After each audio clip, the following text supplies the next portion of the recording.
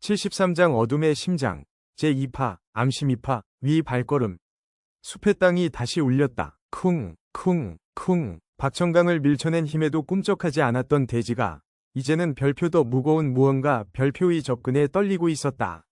추성표가 이를 악물었다. 제2파는 제1파보다 강하다. 백산의 얼굴이 창백해졌다. 설마 그들이 직접. 백리는 벌써 공포에 잠식되어 있었다. 어둠의 심장에서도 전투 전용 최고 전력 침묵의 3기가 오고 있다고?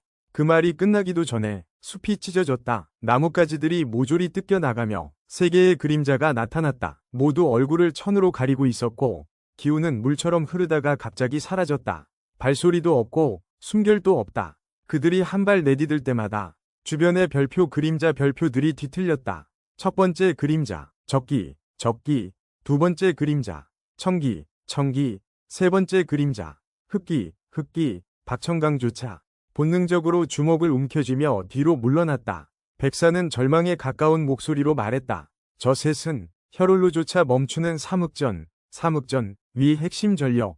청기가 입을 열었다. 목소리는 살기가 아니라 공허. 천열지하를 넘겨라. 흑기도 따라 말했다. 왕좌를 도둑맞지 않도록. 적기는 마치 짐승처럼 냄새를 맡으며 말했다. 피의 향 점점 진해진다. 추성표는 무연 쪽을 돌아보았다. 그러나 무연은 아이를 품고 이미 숲의 깊은 곳으로 달아나고 있었다. 추성표는 외쳤다. 무연아, 절대 멈추지 마라. 이 셋은 강호 전체가 합쳐도 막기 어렵다. 그러나 3기의 시선은 이미 무연과 아이를 향해 있었다. 적기가 중얼거렸다. 왕이 움직인다. 그리고 세 그림자가 전장을 스치듯 사라졌다. 별표 74장 무연의 흔들리는 발걸음.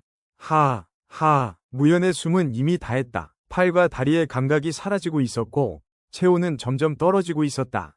그러나 아이의 체온만은 그의 가슴에 따뜻하게 닿아 있었다. 조금만 더 가면 그의 시야가 점점 흐려지기 시작했다. 눈앞의 길은 흔들렸고 나무는 두 개로 보였다. 그러나 그때 아이의 손이 무연의 목깃을 잡았다. 그 한마디는 무연의 몸을 억지로라도 움직이게 만드는 기묘한 힘이 있었다. 그래, 가자. 그는 다시 발을 내디뎠다. 그러나 뒤에서 공기가 일제히 꺾였다. 바람이 멈추고 나뭇잎이 떨어지고 새의 울음도 사라졌다. 그 침묵 속에서 청기의 목소리가 들렸다. 잡았다. 무연히 숨을 삼켰다. 별표 75장 침묵의 3기 추격 개시. 흑기가 나무 위에서 떨어지듯 나타났다. 천열지야, 너는 피의 왕좌를 이어야 한다. 적기가 사라졌다가 무연 바로 뒤에 나타났다. 따라와라. 청기는 가장 느리게 움직였으나 그 존재만으로도 공간이 얼어붙었다. 추성표가 뒤에서 절규했다. 무연아, 멈추면 죽는다. 무연은 이를 악물고 다시 달리려 했다. 그러나 적기의 손이 무연의 어깨를 잡았다. 둔하다. 그 순간 아이의 눈이 번쩍 떠올랐다.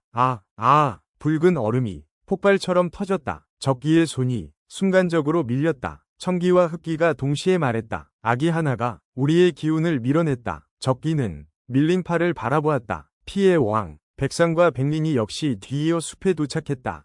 백산은 얼굴이 떨리며 말했다. 잡히면 끝이다. 침묵의 3기는 혈주보다도 더 예측 불가능한 자들. 백린은 두 눈을 부릅떴다. 무연아, 다시 뛰어. 넌 지금 강호 전체의 중심이다. 무연은 아이를 품고 다시 몸을 돌렸다. 그러나 적기가 무연의 앞에 나타났다. 1초도 안 되는 시간. 적기가 손을 들었다. 그 손에는 사리가 아닌 지배가 있었다. 왕을 데려간다. 그러나 그 순간 아이의 손이 적기를 향해 들렸다. 말 한마디 없이 그 작은 손끝에서 붉은 기운이 폭발했다. 그리고 적기의 몸이 허공에서 뒤로 밀려났다. 침묵의 3기도 잠시 말을 잃었다. 흑기가 중얼거렸다. 명령이 없다. 그러나 몸이 움직이지 않는다. 청기가 처음으로 감정을 담아 말했다. 그 아이는 오두막 전체가 붉은 빛으로 물들었다. 추성표가 소리쳤다. 무연아, 떼내. 아이 손 떼내. 그러나 무연은 멈춰야 한다는 걸 알면서도 움직일 수 없었다. 왜냐하면 아이의 눈에서 눈물이 한 방울 떨어졌기 때문이다.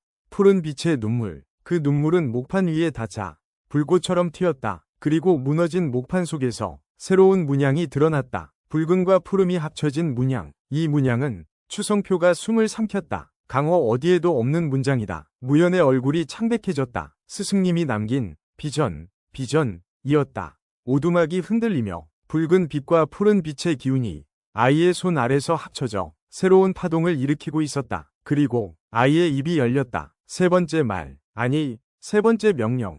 열어. 오두막 전체가 폭발하듯 흔들렸다. 벽 뒤, 바닥 아래, 숨겨진 공간들이 일제히 열렸다. 추성표는 공포에 가까운 목소리로 말했다. 이 아이, 문을 여는 권능까지 가지고 있어. 그러나 무연은 알았다. 열어는 단순한 명령이 아니라 스승이 남긴 유언과 연결된 말이라는 것을. 숨겨진 공간에서 서늘한 기운이 흘러나왔다. 피와 얼음이 뒤섞인 강호에 없는 냄새. 그리고 그 속에는 거대한 두루마리가 있었다. 푸른 비단 위에 붉은 글씨로 쓰여 있었다. 별표 별표, 혈설비전, 혈설비전, 별표 별표. 추성표는 말을 잃었다.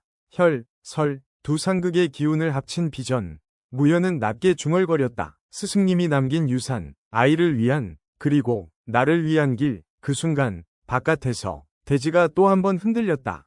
박청강의 목소리가 들렸다. 왕아, 어둠의 심장 제3파가 온다. 그리고 뒤이어 삼기의 목소리도 들렸다. 왕의 문이 열렸다. 아이의 눈이 정신을 잃듯 흐려졌지만 그 눈동자 안에는 새로운 빛이 떠올랐다. 무연은 아이를 안고 두루마리를 바라보며 말했다. 스승님, 이제서야 이유를 알겠습니다. 아이의 기운이 무연의 가슴에 닿았다. 새로운 시대의 문이 열리고 있었다.